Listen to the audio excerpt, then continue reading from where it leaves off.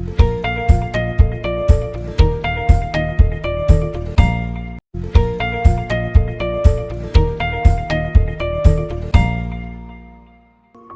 The lord. యేసుక్రీస్తు దివ్యనామంలో ఉదయకాల సమయంలో వాక్యం వింటున్న వీక్షించుతున్న మీ అందరికీ నా హృదయపూర్వక వందనాలు తెలియజేస్తున్నాను. ఉదయకాల సమయంలో ఏదో భయంకరమైనటువంటి వ్యాధి నిన్ను మంచం పట్టించింది కదూ.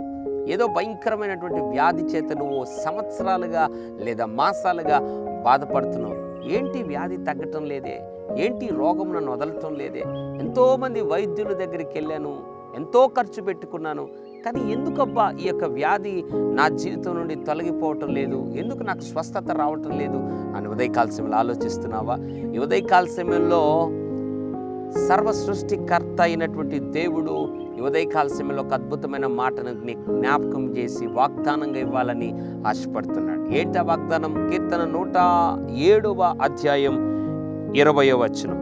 ఆయన తన వాక్కును పంపి వారిని బాగు చేసెను. ఎంత అద్భుతమైన మాట! తన వాక్కును పంపి వారిని బాగు చేశాడంట.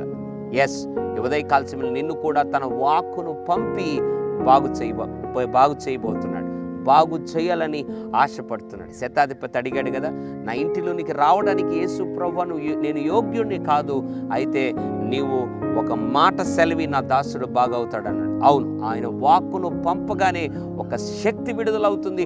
ఆ శక్తి నిన్ను స్వస్థపరుస్తుంది. ఆయన వాక్కులో శక్తి ఉంది. ఆయన వాక్కును పంపి నిన్ను బాగు చేయాలని ఆశపడుతున్నాడు. ఏ వ్యాధితో బాధపడుతున్నావో, ఏ దీర్ఘకాల సమస్యలతో బాధపడుతున్నావో, ఇప్పుడే ఆయన తన వాక్కును పంపిస్తూ ఉండగా విశ్వాసంతో మోకరించి నువ్వు పొందుకోగలిగితే ఆ వాక్కు నిన్ను ఏ వ్యాధి నుండైనా స్వస్థపరిచి నిన్ను నిలబెడుతుంది.